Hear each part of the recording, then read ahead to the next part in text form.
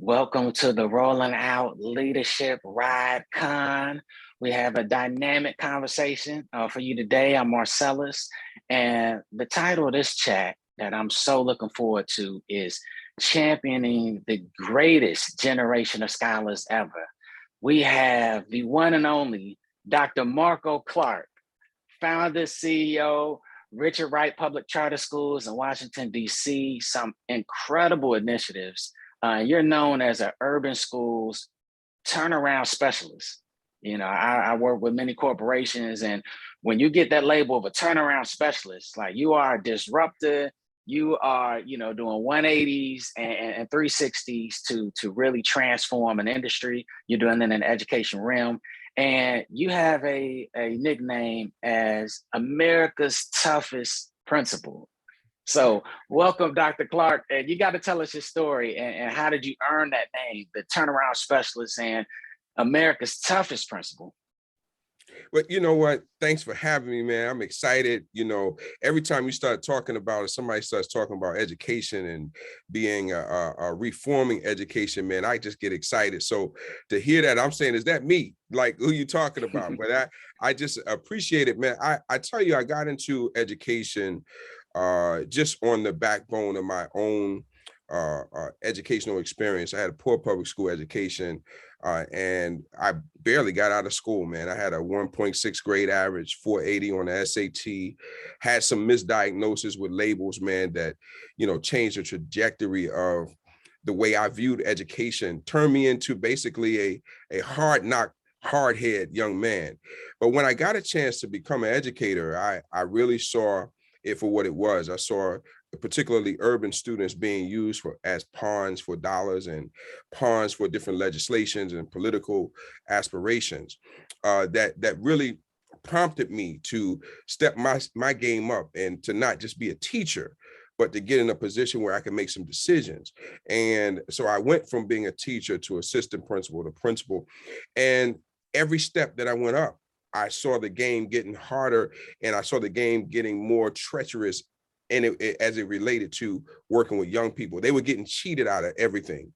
And so I got into this a charter school movement because every place I ever gone to, we had, there was challenges and I was the guy that would fix it. I was the fixer. I would come into a school that was out of control, turn it around, got into a classroom, turn it around, and began to get the right people in place to make things happen. That I would say no to a lot of people who would say that you should let things get by. And that's how I earned that title, man, America's toughest principal, because I refuse to allow bureaucratic things to get in the way of real learning and to real community of supporting young people and families. Wow. What would you say is the one key to turning around a school?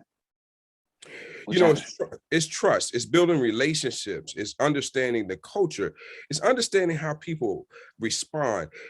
Part of the reasons that schools are out of control is that leaders go in with the title in mind. They don't go in with the work and the mission.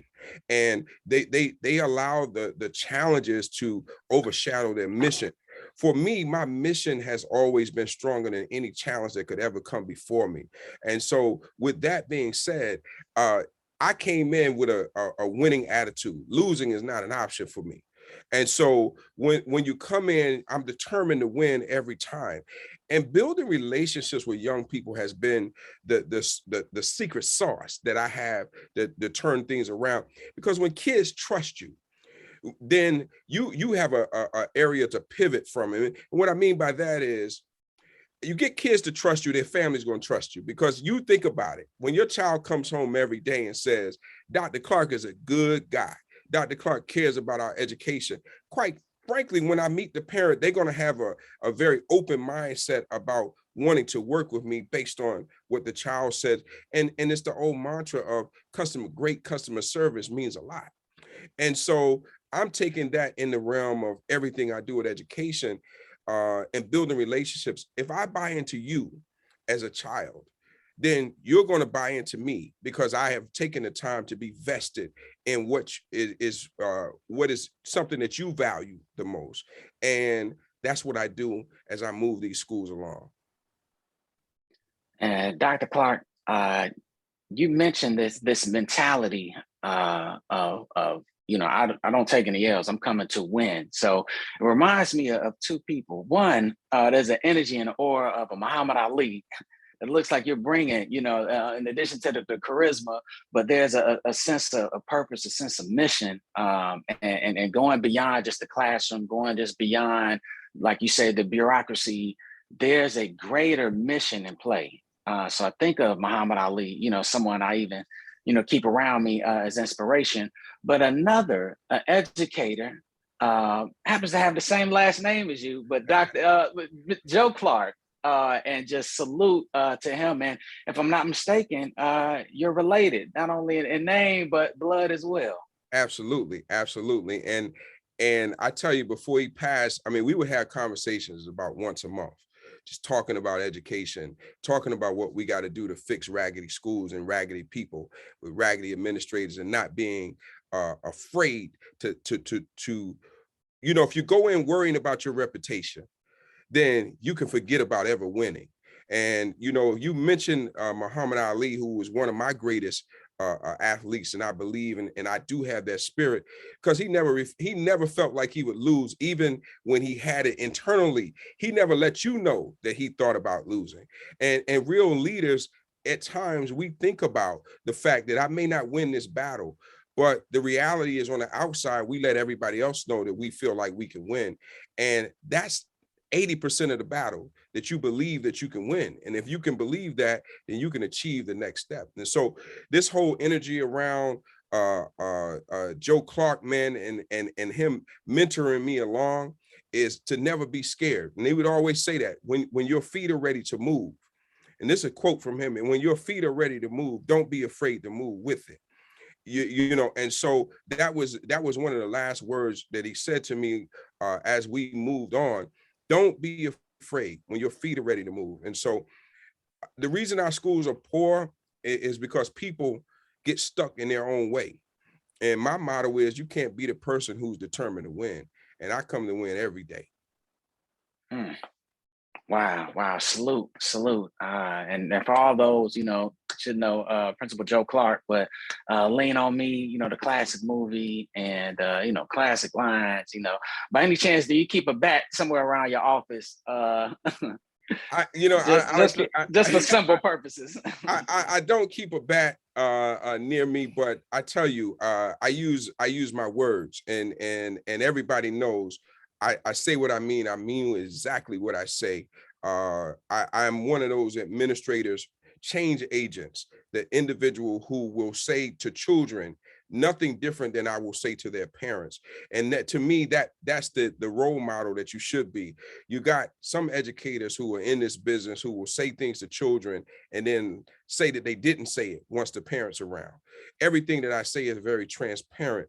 Part of leading appropriately, and that's something that Joe Clark talked about, is that lead with transparency.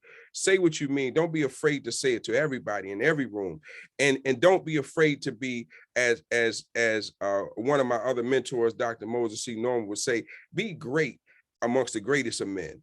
And that is the reality, is that I carry that every day, because I'm meant to be in that room.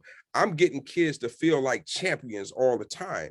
And so I'm giving them that winning spirit, because I don't care if you're 3 to 5 grade levels behind. When you came to my organization, when you graduate, you will be college ready. You don't have a choice, right? Because losing is not something that we're going to do at Richard Wright Schools. So I need you to get that attitude, because I'm not going to bend my rules for you. You're going to have to step up to the plate.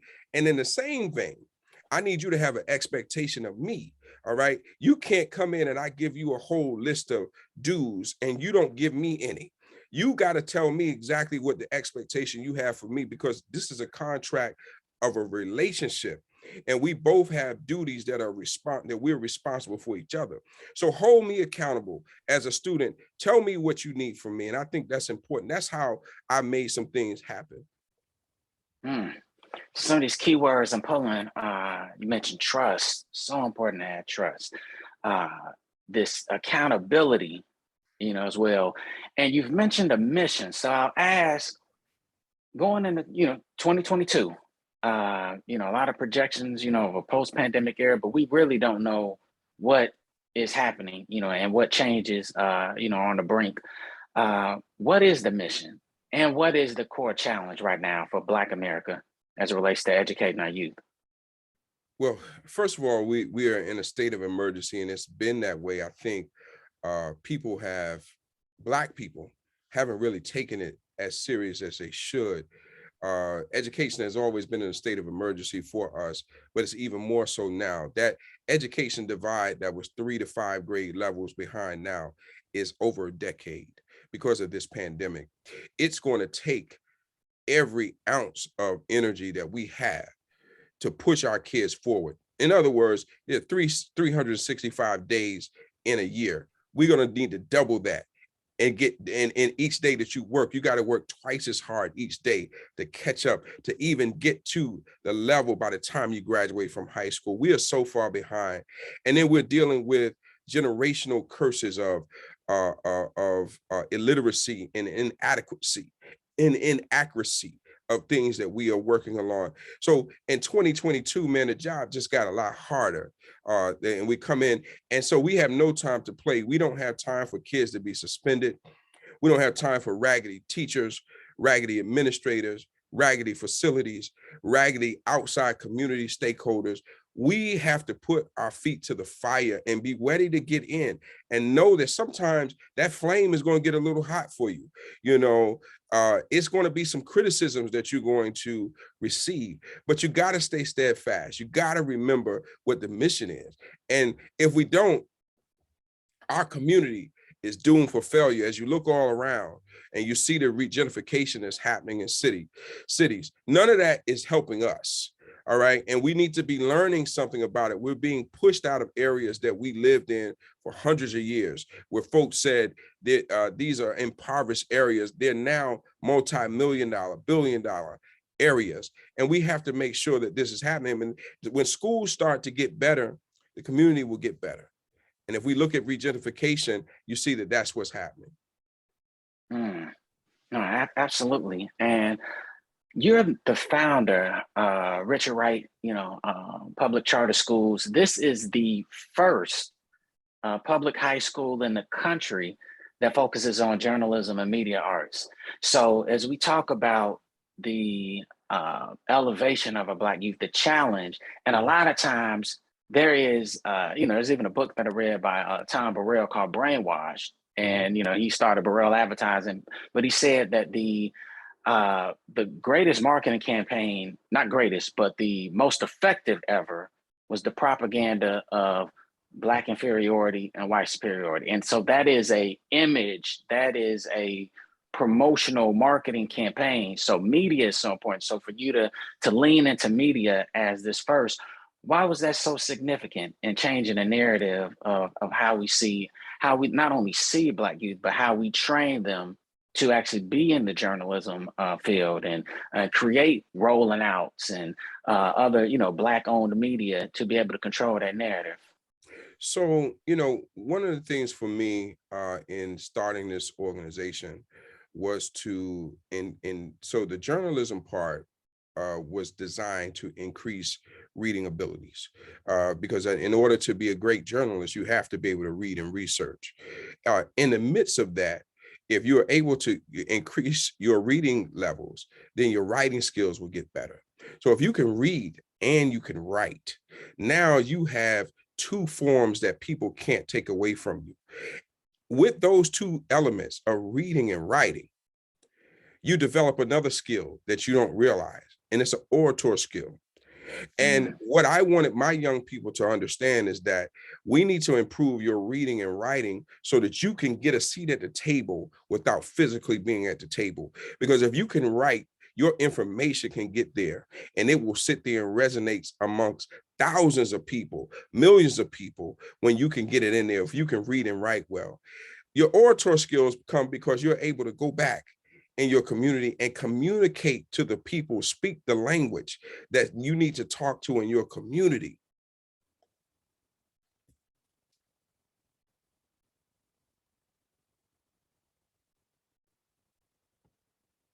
Hey, I'm still here too with you, Dr. Clark. Can you hear me? Okay.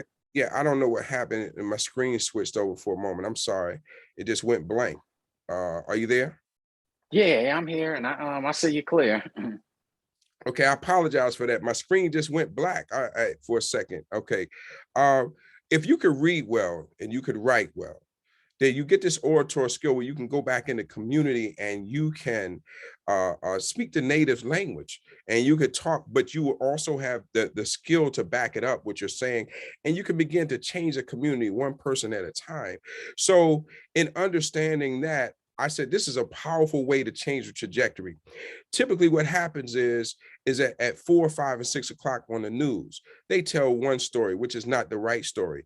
They're talking about the 10% of young people who are challenged, but they never highlight the 90% who are doing well, who are trying to work on their aspirations and to make something positive out of themselves.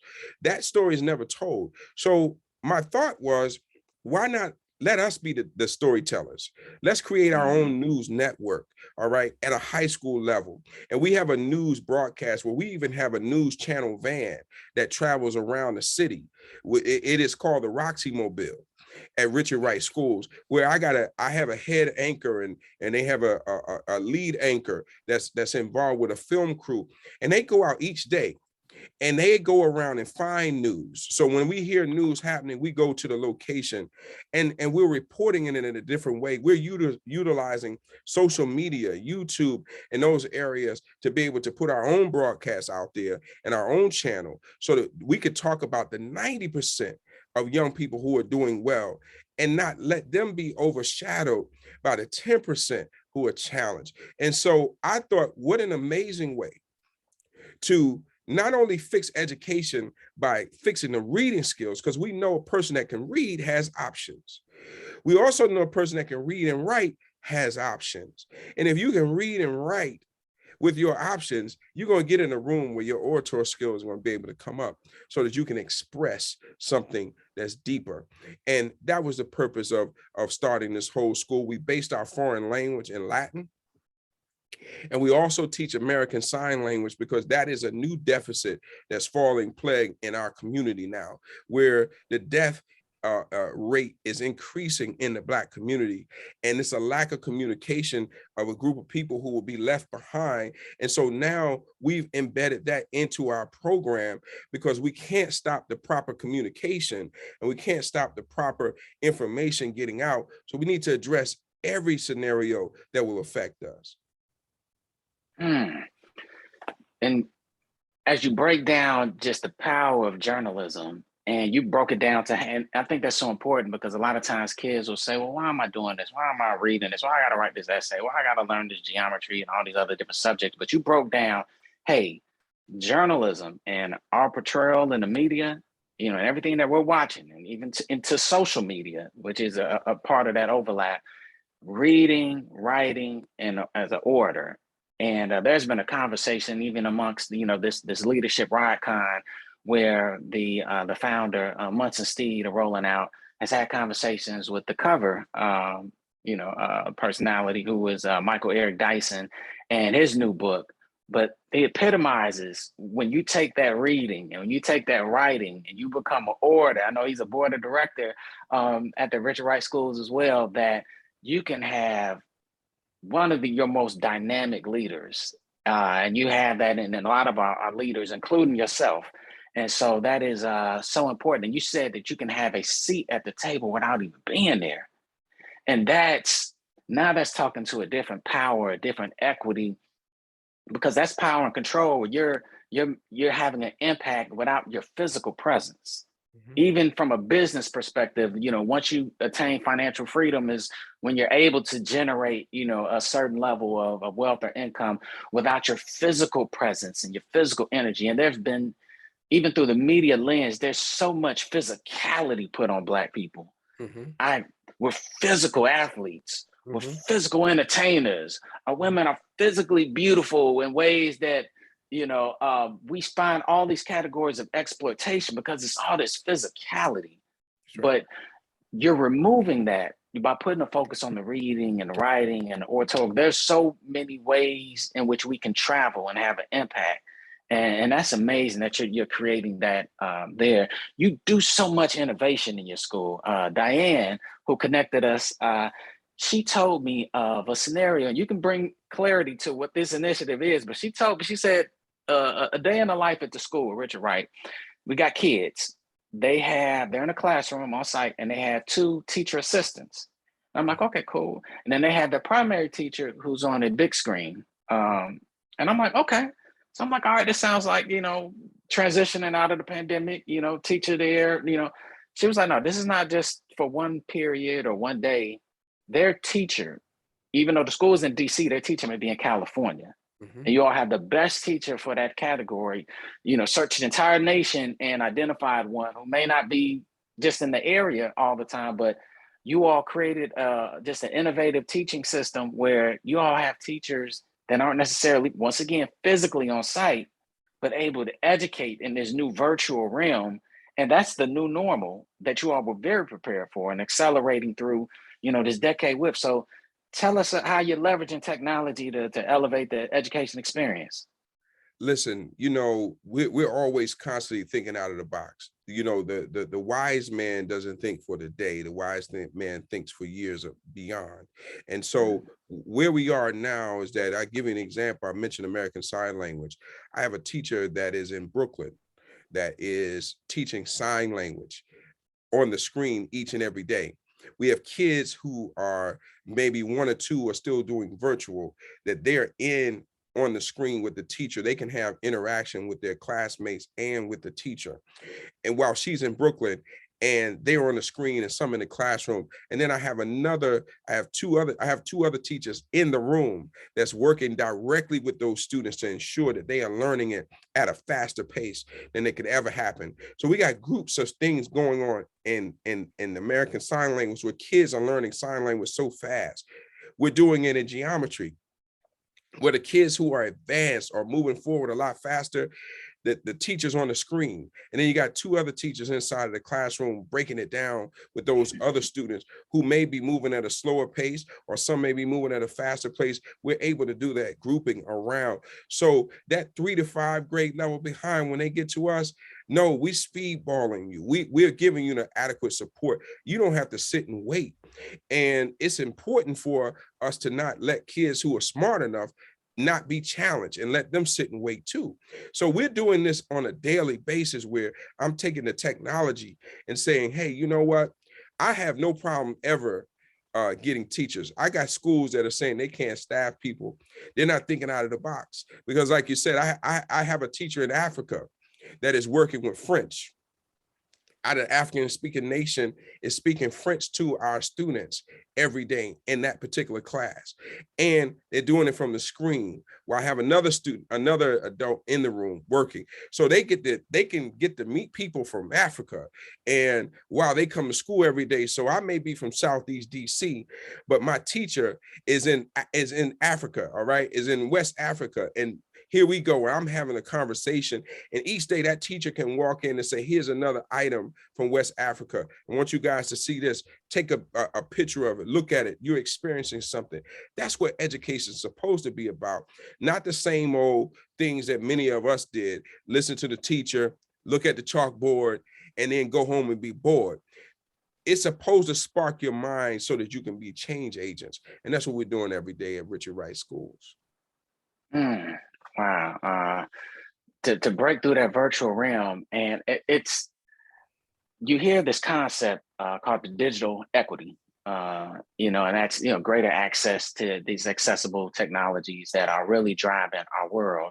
And a colleague of yours, Dr. Steve Perry, he's connected on Rolling Out, and I've seen him in many panels where he speaks to that digital equity and being able to tap into a whole greater frontier of education. And my mom, she's been an educator, and I remember she would just tell me that, with students, our Black youth, you can't just tell them about an elephant through, just some rinky-dink book. They got to go to the zoo, they got to see it, and so, but with the digital equity and even the virtual piece, you're able to accelerate, even going beyond some physical limitations, by being able to actually go there virtually. So you can go through a safari, if need be, or someone who's teaching in Africa, or being able to access. And that's one of the key words, just access. And it Mhm. looks like you're using technology to access whatever you need, however you need it, without the time and physical barriers in place.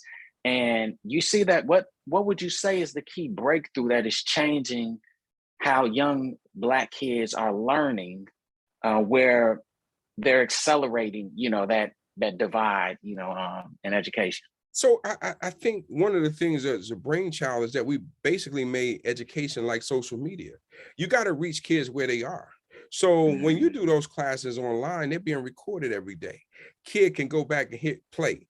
Kid can go back and play. Watch this. Do you remember when she said that? Look what we saw in class. Look how this happened. Same thing you do on social media.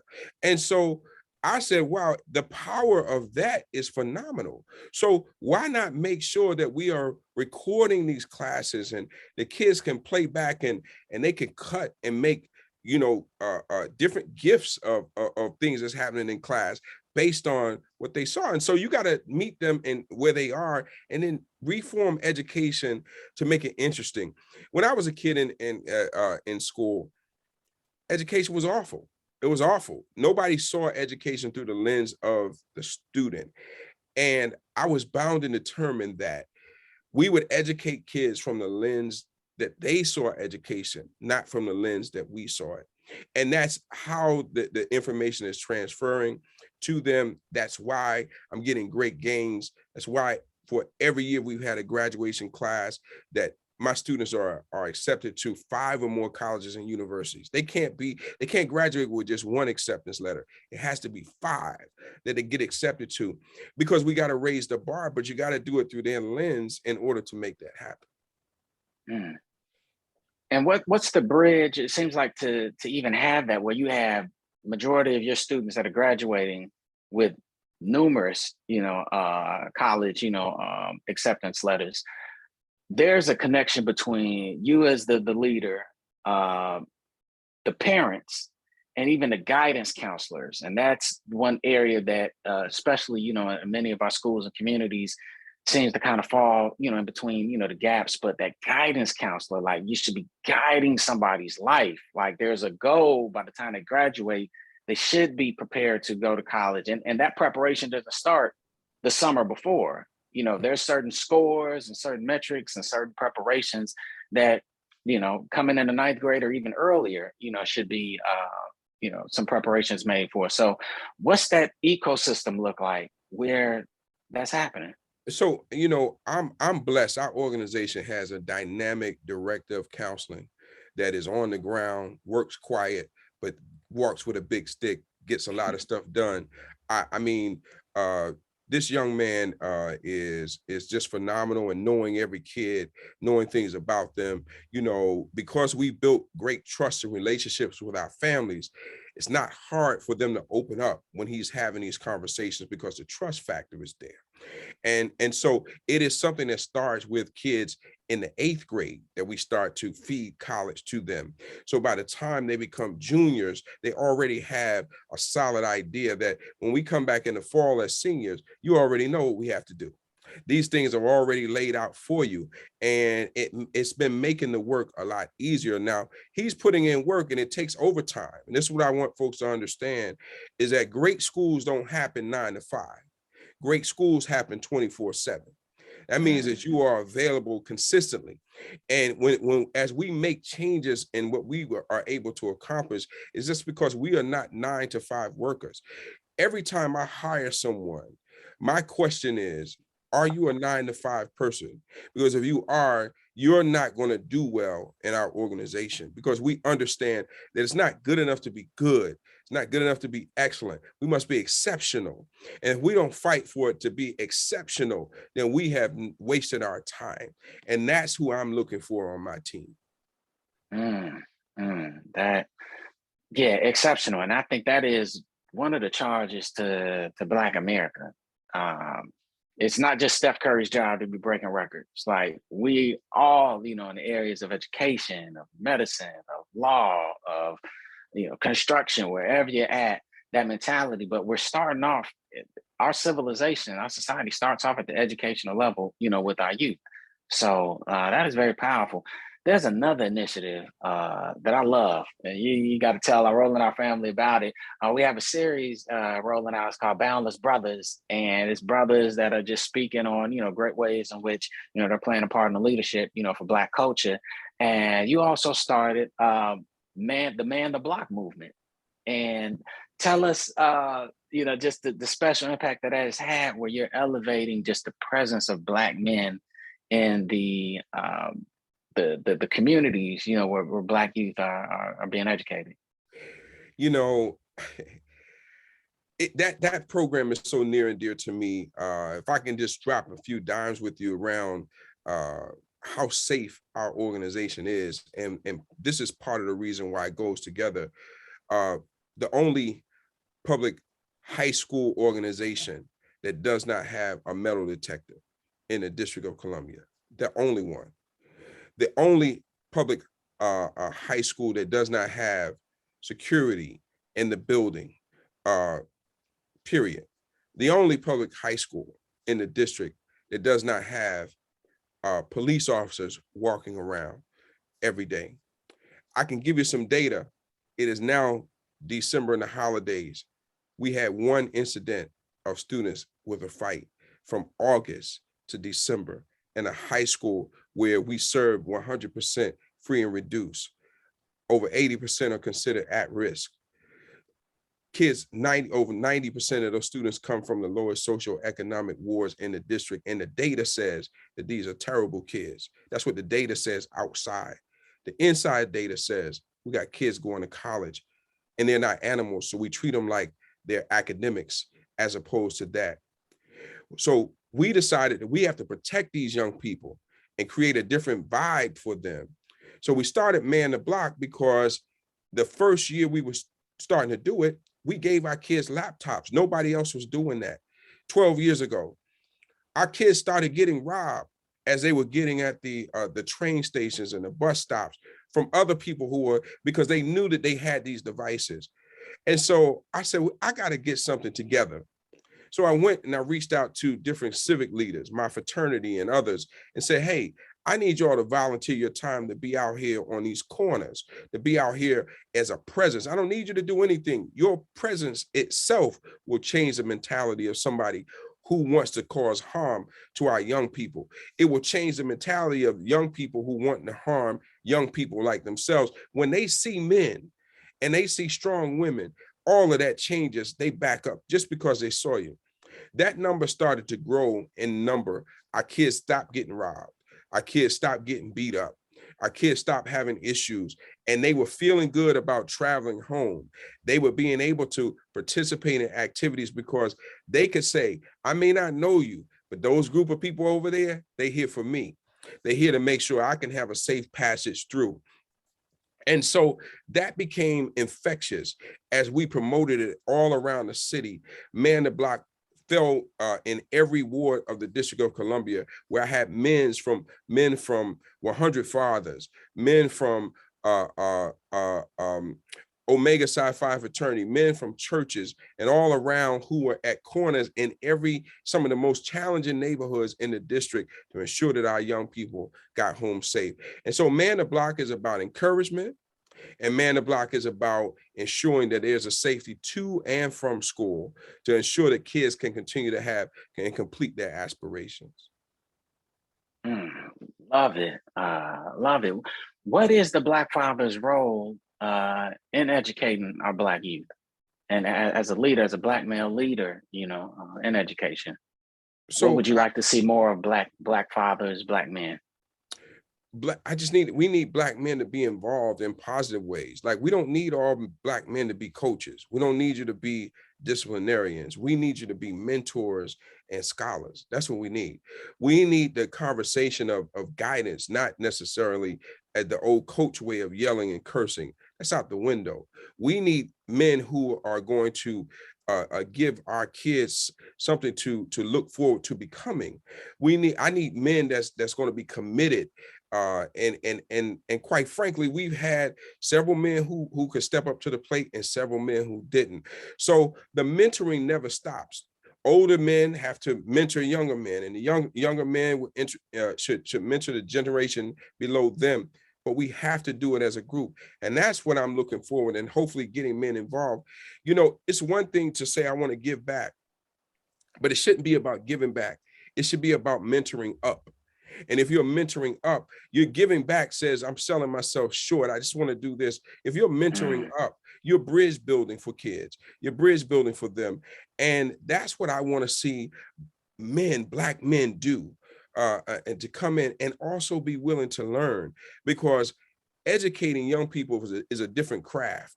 You may have been a pastor, you may have worked with other folks, but you still have to be willing to learn the craft of educating young people as they are coming through the school system. Wow, mentoring up.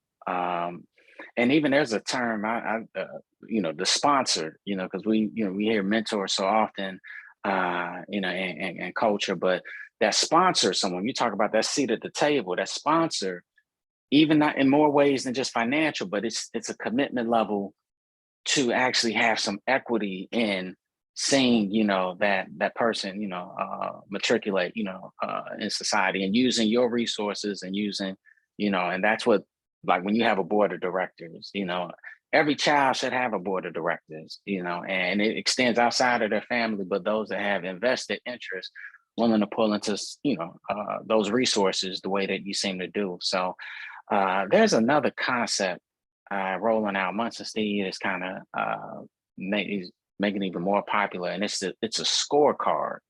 So when we watch sports, we know that there's a time frame. We know at the end of it, whoever has the most points, will win.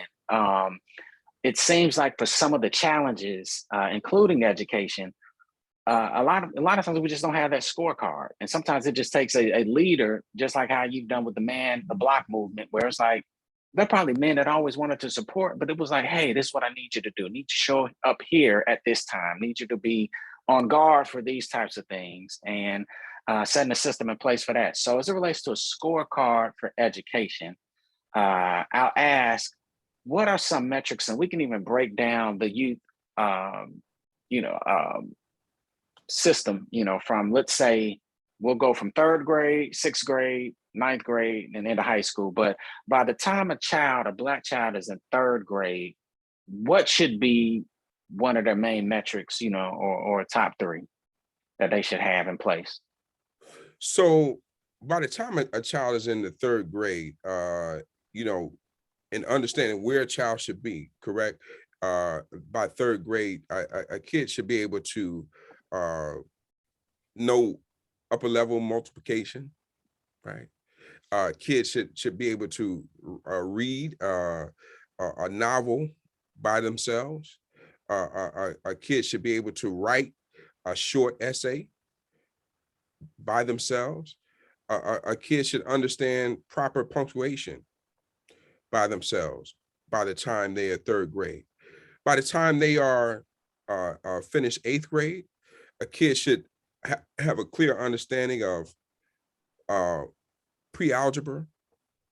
Kids should have a clear understanding of that they are reading contextualized books, at least 2 per year, that they're able to dissect that information and provide a overall response to it from an oral perspective, as well as written with their own ideas, that has a solid conclusion that's written from their knowledge base.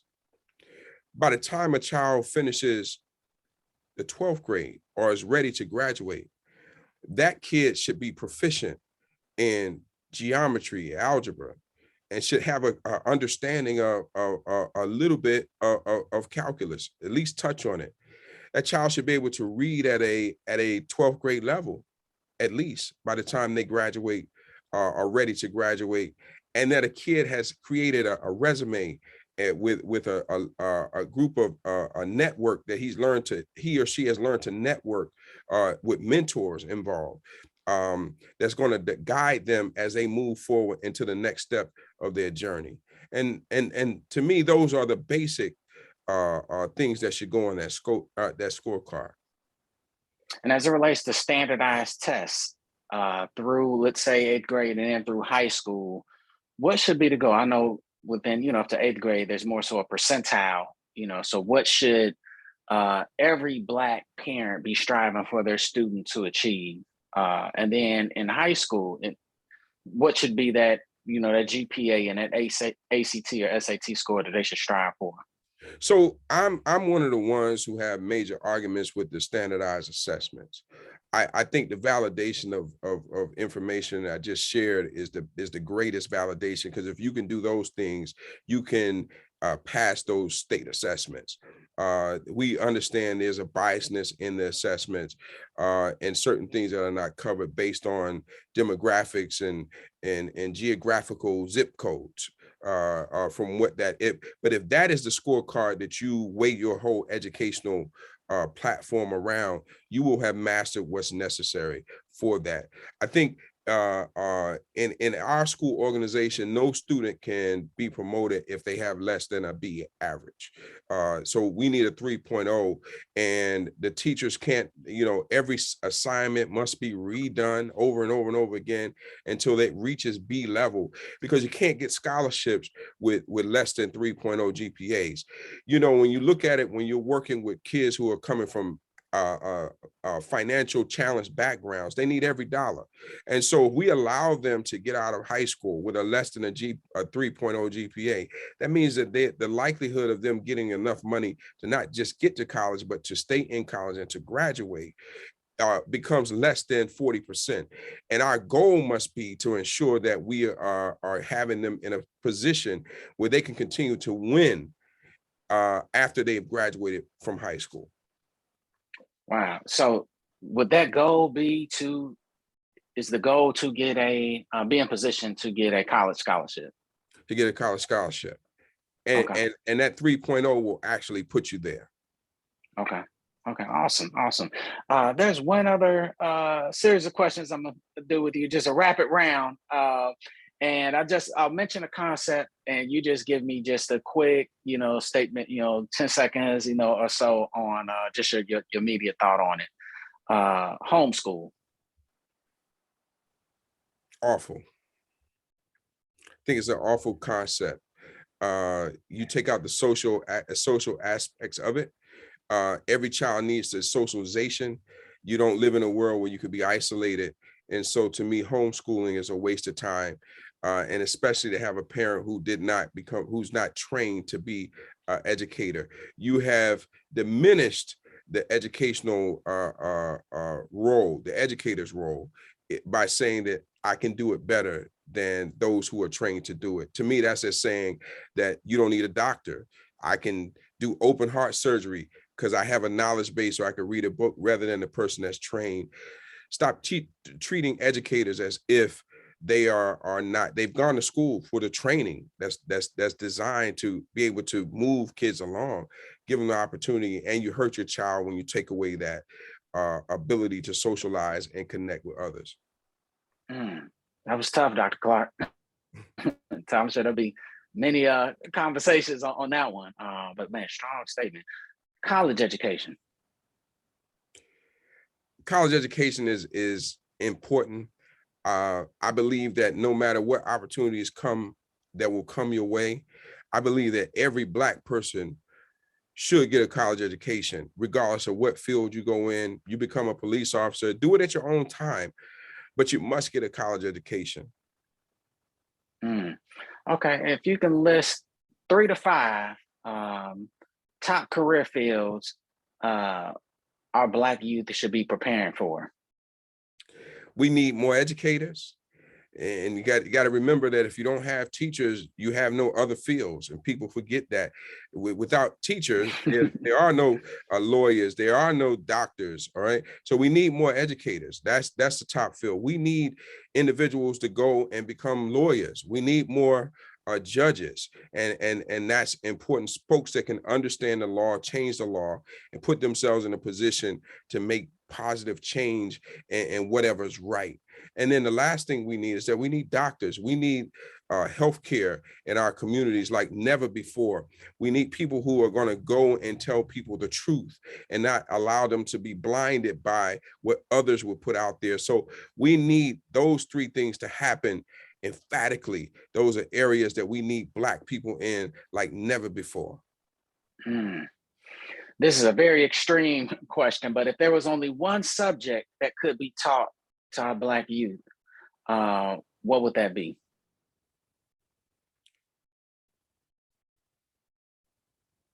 Wow. History. And the reason they had to learn history is because if you don't know from whence you've come, you'll do the same stuff again. You will be subjected to it. And with that learning of history, I think it will give you a blueprint of how to do everything else. It's important for our folks to know that we are perishing as a community because we don't know our history, and we're refusing to take a step back to learn it. I'll share real quick, Dr. Clark. I think that I totally agree. There's a book that I read, Ancient Futures by Dr. Wayne Chandler, but he stated that the further you can see in the past, the further you can see into the future. So the further you go back, the even more prominent as you can see as Blacks and as Africans that we've been, the further you can see, the more of the foundation to those blueprints that so many other constructs in society have been built on that we haven't really been given, the history on. So absolutely. Two other quick questions. Blacks in sports. I think that I wish that I love seeing Blacks in sports. I just wish that we were more mindful around creating a community tree of support. And what I mean by that is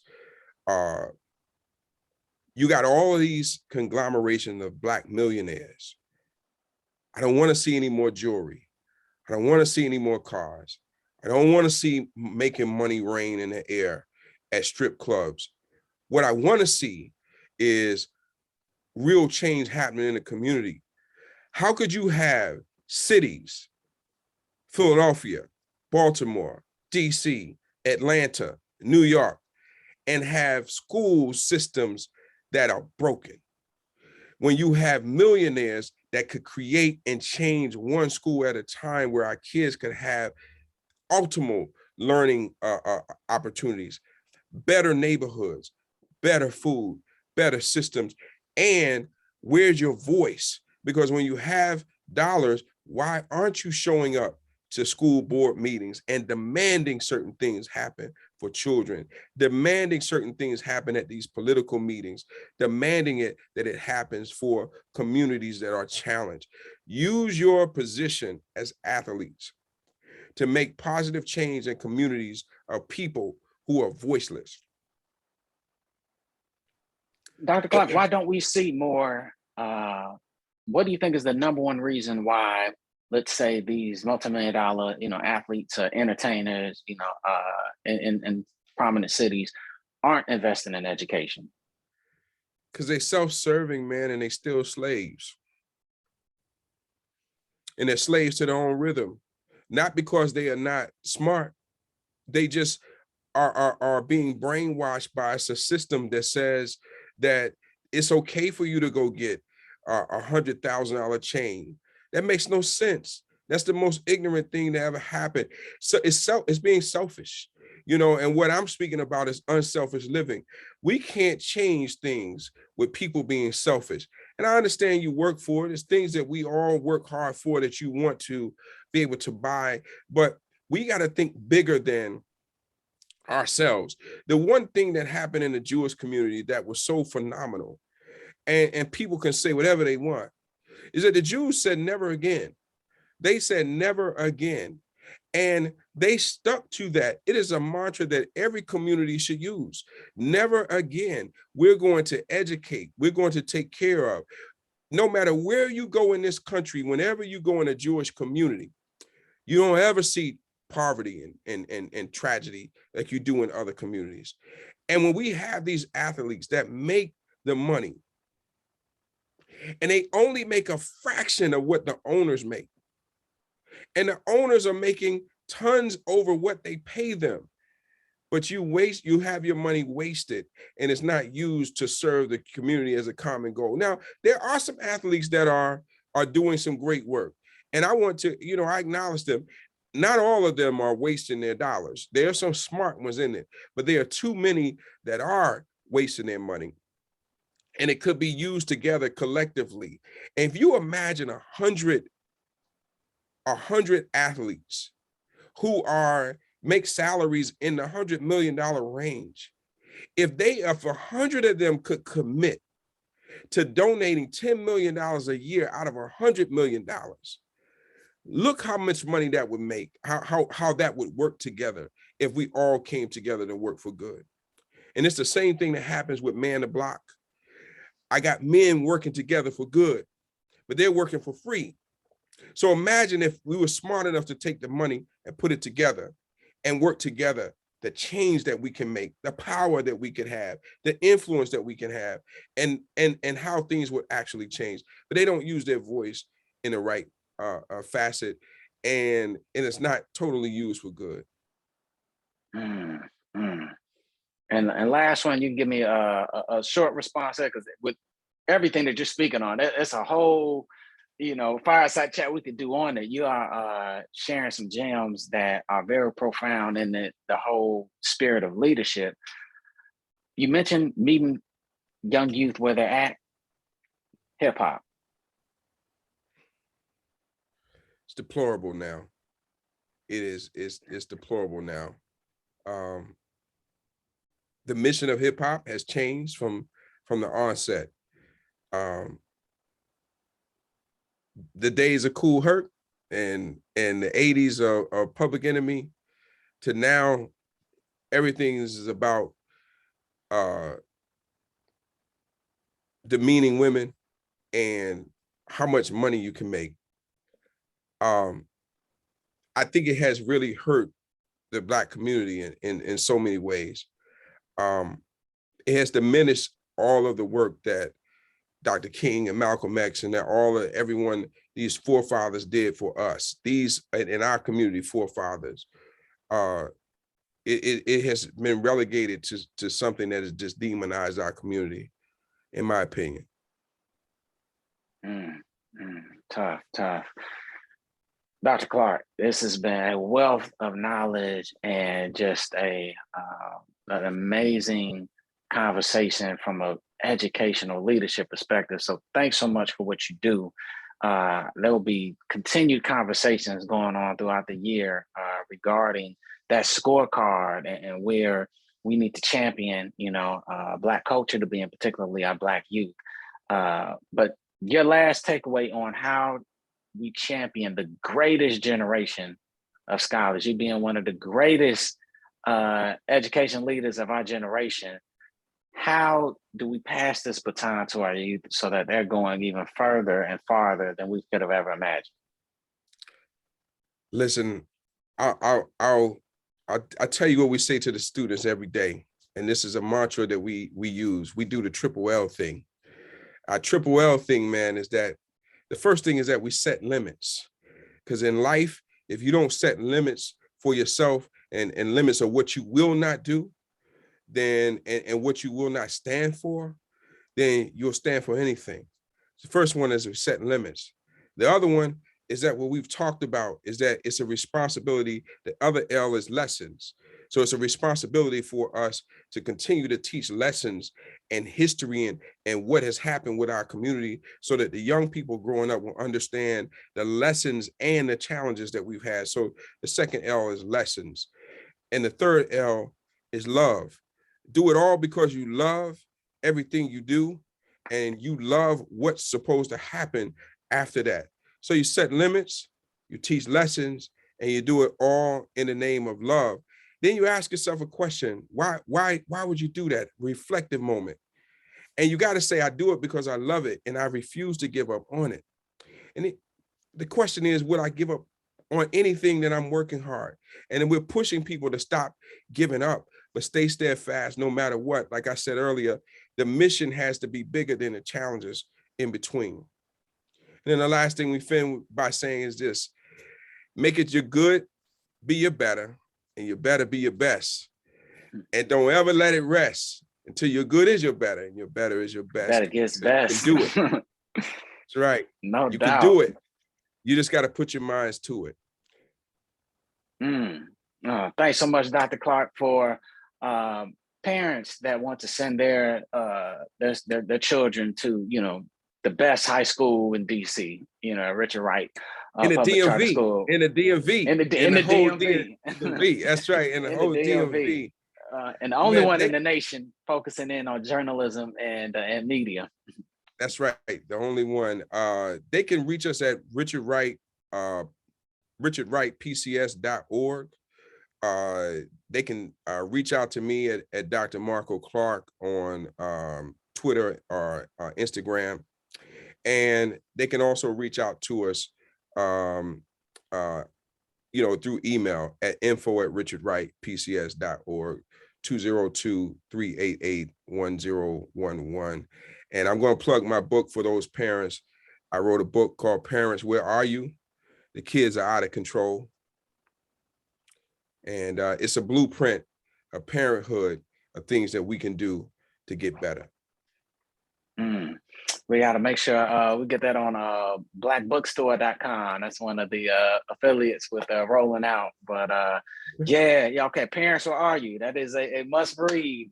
So I'm looking forward to copying that. And Dr. Clark, thanks for everything that you do. This has been another great chat, rolling out Leadership Ride Con, championing the greatest generation of scholars ever, looking at one of the greatest educators in our culture ever. So Dr. Clark, thanks again. Thank you, my friend. I appreciate it. Peace. Peace.